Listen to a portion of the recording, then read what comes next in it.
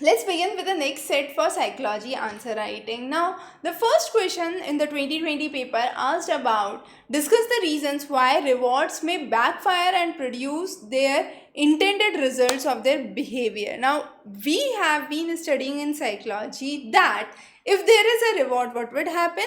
The likelihood of occurrence of the behavior would increase. But if you reward something to a person, you also understand that that action gets repeated off and on, and reward works as a motivation. Now, let's have some example. A person reads a book because the person likes reading a book.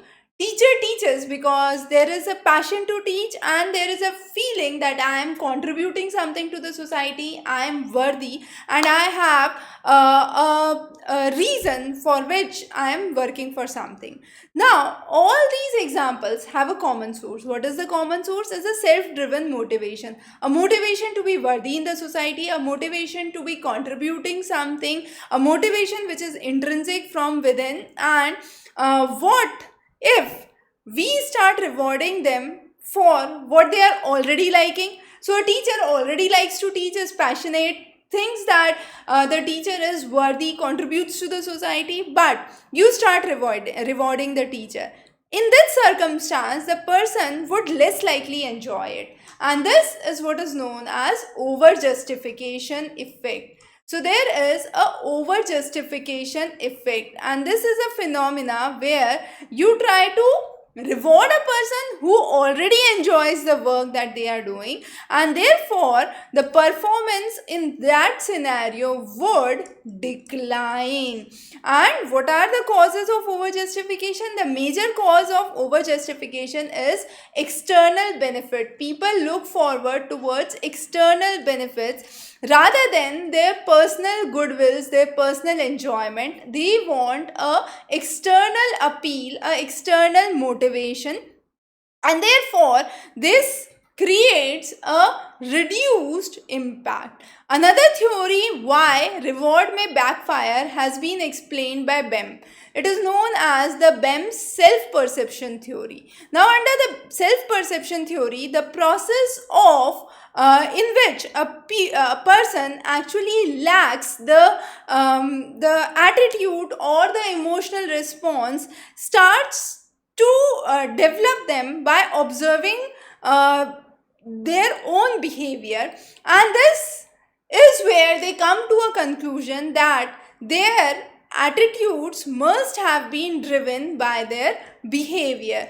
So attitudes are driven by their behavior, and in this circumstance a person backfires. So basically the reward may backfire, and this was a self perception where person tries to identify oneself back in a mirror and see. So this is a phenomena which is known as counterintuitive. So it is a counterintuitive phenomena, and the common knowledge would help us assume that a person's personality or attitude drive up their action, or the perception theory is not always the same as before.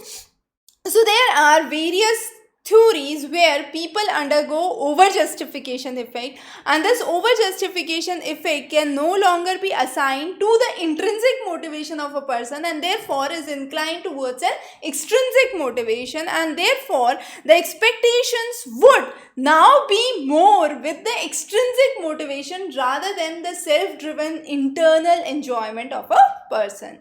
Okay, the next question is suggest some strategies for fostering values in children in Indian setting. Now this is a very important question. These days we have seen questions trending to Indian ethics, Indian logic, Indian values on a significantly higher trends. Now what are the strategies to foster values? We have introduced already value education, environmental education through our school curriculum. But before we talk about all these, let's classify some of the values. So we can broadly classify those as universal values, personal values, and cultural values. Universal values are which are universally true, so everyone as a citizen of the country is sensitive to those issues.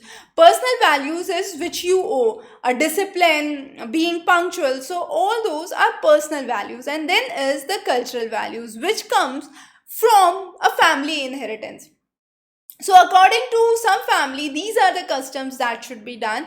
These are the values that should be followed. I am superior to another caste because I belong to so and so caste. So that is a cultural value, and this is where we have a huge gap with social integration. So social integration in that scenario tends to dwindle if there have been issues related to casteism, the issues related to ethnic borders. So, what are the strategies? First is reflexive thinking.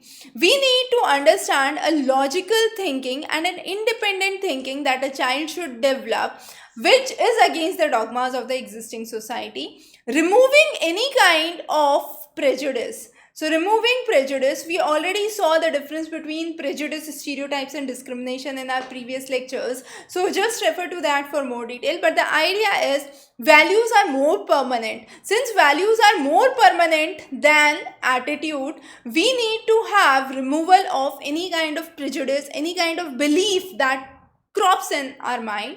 Then is development of personality. So personality development is another important point, and also development of collectivist theory. So collectivist values, collectivist concepts are important as a collective part of the society. As a school curriculum, what are the things that you can do, what are the things that you should take into account? Okay, the next is, what is the role of artificial intelligence in psychology? Now, a very important question is how it can be applied to intervention among different psychological abnormalities. Now, AI is what is machine intelligence. We have seen chatbots. Now, what are these chatbots? Chatbots are nothing but they are artificial intelligent machine systems which can answer your basic queries. So, let's say if you dive into a website of IRCTC, what would happen? You would be acknowledged with a chatbot, and that chatbot has a capability to respond to basic queries. You want which trains runs between city A and city B, that chatbot can respond to you. So this is where AI is used. Now, how AI can be used in psychology and how it can be applied for psychological abnormalities. So first is, we have a mental health diagnostic expert system. So mental health is one of the areas through which it can be used. The next is computational analysis for psychosignals. We also talk about computer science and the health systems, basically the recommended treatment, the recommended method, access to any medical record through the bot systems can be highly useful. However, when we talk about interventions with psychological abnormalities, it is used to improve the diagnosis. With the help of chatbots, you can have numerous queries which a person is not willing to respond to another person, but considering that there is a robot there or there is a machine there, the person would speak what comes to the heart. Then also providing more information about mental health, a detailed comprehensive information, it helps us to diagnose diseases like autism.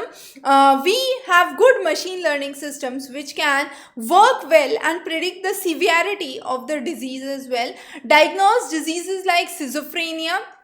Again, here there are instances where the brain scans have been nearly 87% accurate. So pattern recognition and prediction capabilities have increased significantly with the application of AI in psychology, and through that brain scans, these abnormalities can be easily detected. So another important way through which you can work on it. The next is another important question, factor analysis, one of the favorite questions in psychology in research method. Difference between exploratory and confirmatory, and what is their significance in test construction, examples as well. So what are factors? Let's say I go for a field survey. I have 70 questions that I have asked for, but these 70 questions are so many, I cannot classify them all in one go. So what I do is I break them down into sections. So what I technically do is I club them. I join similar things together. For example, all topics related to education under one head, all topics related to health under one head, all topics related to water under another, under sanitation under another. So I have clubbed the information, and this is what is known as factors. Now, with these factors, we do a factor analysis and come up with our results. So, there are two ways of doing factor analysis: exploratory and confirmatory. What is exploratory? If you have no idea how your data is structured and how many dimensions are there in the set, you use a exploratory data. So, no idea about the exact data structure. Then we use exploratory. What is confirmatory then? Confirmatory is verification if you know the structure of data and how many dimensions you use. So, structure of data and the dimensions of those data are explained. Exploratory is very similar to confirmatory, but both the techniques have what kind of similarity? They have excellent internal reliability. They have the capability to investigate quality of individual items and also examine the theoretical constructs. But there are significant differences. What are the differences between exploratory and confirmatory? Under exploratory, we try to have a priori hypothesis. A priori hypothesis, again, a priori and posteriori we have covered in detail. And however, under exploratory, we identify factors based on data and maximize the amount of variance. So we undergo and understand the variance here. Under the confirmatory, we require researchers to hypothesize in advance the number of factors. So there is a hypothesis which has to be laid down for number of factors, and then we have a exploratory factor analysis which does not require a hypothesis. So under exploratory, no hypothesis is required. Under confirmatory, there is a hypothesis which is required. Exploratory looks for patterns. However, in confirmatory, we do only statistical hypothesis. Clear? So under exploratory, there is a statistical hypothesis. Under exploratory, we drive for patterns. So since we drive for patterns, we are driven by data. So it is data driven definitely. And we also understand the underlying structure. So underlying structure is explained under exploratory. Okay. Now both these methods can be used for test constructions, and under exploratory we usually explore the patterns underlying the data set, the underlying structure. However, under confirmatory we focus on the statistical hypothesis. We talk about theoretical constructs which can be clearly understood and articulated well.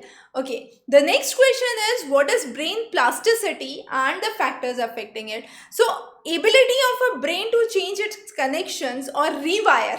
So, the best term I would use here is rewiring of the brain. So, rewire itself, we call this as plasticity. Neuroplasticity is another term. So, neuro is the neurons, and the nerve cells which are considered as the building block of the brain have this malleability to rewire and rejoin, reconnect different parts. So, this helps the brain to bring change in the structure, to bring change in the function, to regenerate from trauma. So if there is any trauma which is caused, the brain starts to regenerate from that trauma and undergo a structural and a functional change. So structural and functional change is possible through brain plasticity. Now there are two types of plasticity. One is the functional plasticity, the other is the structural plasticity. Functional plasticity is the brain's ability to remove the part of the brain where the brain has been damaged because of certain functions, and if there is a real change in the physical structure, we call this as structural plasticity. Young brains are more sensitive and they are more responsive to any experience as compared to older brains. This does not mean that old brains do not have the capability for adaptation. They do have the capability for adaptation, but the rate varies, and therefore we say this plasticity is an ongoing process. Damage to certain parts of the brain can affect the critical roles in certain scenarios. So, what is the benefit of plasticity? It helps us to learn new things, enhance our existing skills, bring in more cognitive skills, develop recovery from any trauma, any injury or any stroke, and also bring in improvement which can bring much more fitness to the brain. Clear? What are the factors which affect the plasticity of the brain? Now, when it comes to factors, we have various factors. Sometimes it can be role of drugs, it can be anti-inflammatory agents which are given for a prolonged time. There can be growth factors, there can be dietary factors, genetic factors, diseases. Then there can be stress, any kind of brain injury which can be there. Experience can also be one of the reasons which affect the plasticity of the brain. So these are some of the reasons which affect the brain plasticity, and here were some of the questions from your UPSC 2020 papers for psychology. We have solved those in summary. If you have any questions, any doubt, feel free to connect back to us. And answer writing, as always I said, is a very crucial part. So start writing, start analyzing where you are going wrong, and get yourself self-evaluated. Try to evaluate yourself on a constant and a regular basis, and that would help you work much better with your answer writing skills. So that was for today. We would be covering many more interesting lectures on psychology. Stay tuned. Good luck.